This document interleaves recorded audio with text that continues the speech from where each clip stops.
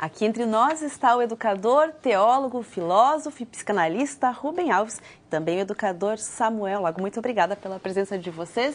Nós estávamos conversando no primeiro bloco sobre as orações. Eu fiquei muito curiosa em relação à oração ecológica, Rubem. A oração ecológica, antes de falar por ela, eu vou dizer uma outra coisinha. A consciência da crise ecológica, crise ambiental do nosso mundo é coisa muito nova. Nós começamos a nos dar conta disso com o resultado de um grupo que se reuniu em Roma na década de 60, que foi o chamado Clube de Roma, que fez um estudo sobre qual seria o resultado do desenvolvimento do nosso momento de civilização. Porque toda a nossa economia é baseada no crescimento constante, tem de crescer sempre, crescer a economia, todo mundo quer crescer, é crescer o número de empregos, crescer. Mas a nossa terra é limitada, ela não pode crescer sempre, é feito uma bexiga. Você pode soprar uma bexiga, você sopra, ela cresce, você sopra, ela cresce, você sopra, mas chega um momento que ela estoura, ou seja, chega um momento em que crescimento é incompatível com a própria existência daquele sistema. E é exatamente isso que está acontecendo conosco. A gente podia dizer o seguinte, que a nossa Terra é um sistema fechado que não tem chaminé.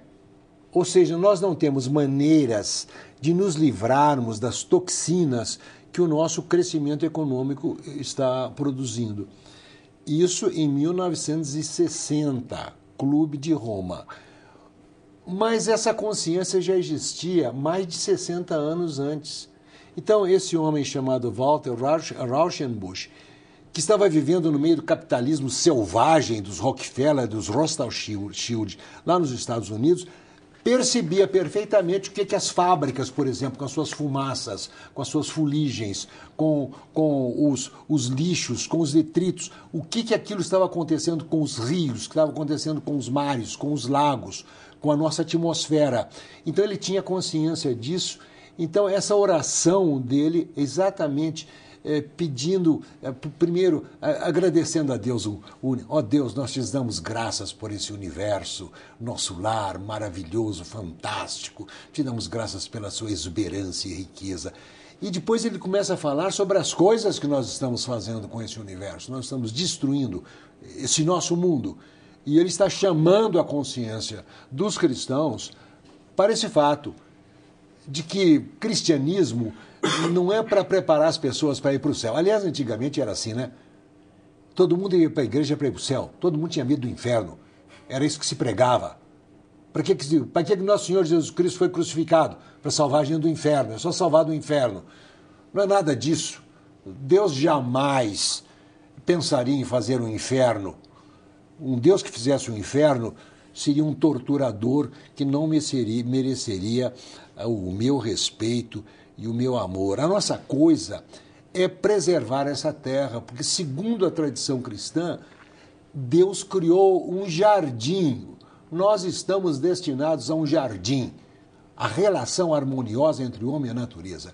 E é essa relação harmoniosa entre o homem e a natureza que tem que ser o objetivo da vida dos cristãos e das pessoas religiosas. É preciso preservar para que nós possamos viver, não apenas sobreviver, mas para viver em meio à beleza e em meio ao prazer. Você queria complementar, Samuel? Você queria complementar essa questão? Esse tema vai longe, mas vejo uma ideia. Uma vez eu liguei, Rubem, para o Leonardo Boff, que estava escrevendo, eu sou autor de livros didáticos, vários, né?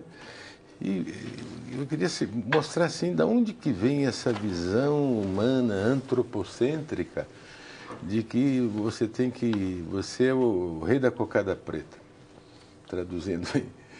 Porque você pega o Gênesis lá, no primeiro capítulo fala 3 vezes, o homem foi criado à imagem e semelhança, e dominai, dominai, dominai. Eu falei, mas está alguma coisa errada nisso, né? Dominar, será que nós não somos co-participantes ou somos dominadores? Aí, por telefone, uma meia hora, me atendeu muito bem. Ele falou, não, essa é uma visão errônea. Deus colocou aquela linguagem metafórica lá, o homem no jardim do Éden como jardineiro, é para cuidar. Você veja, é outra visão, ele é um cuidador, né? Ele não é um dominador. E como biólogo, como autor de livro didático, como que ama a educação, eu fico preocupado porque até 1850, 1800, a humanidade tinha 1 bilhão, Rafael. Em 200 e poucos anos nós passamos para 6 bilhões e 300. Então, e ano 2025 diz que vai ter 8, ano 2000 não sei o que vai ter 10. Não tem, precisaria várias terras. Nós estamos preparando uma armadilha que não tem saída. Então, de novo voltando a falar num amigo que eu adoro, que é o Leonardo Boff, ele dizendo, este é o grande pecado, pecado entre aspas. Né? Nós temos uma noção de pecado às vezes errada, pecado é mentir, não sei o quê, transar com a mulher do outro, fazer não sei o quê, e pôr fogo na casa, na obra de Deus, que é a nossa casa, o nosso oikos, isso não é pecado.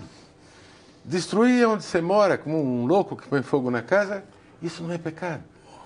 Isso o pastor, o padre não deveria falar, o professor. Como professor, eu acho isto hoje o tema mais importante para ser colocado em sala de aula. É a preservação ambiental. Ô, Samuel. O resto é consequência.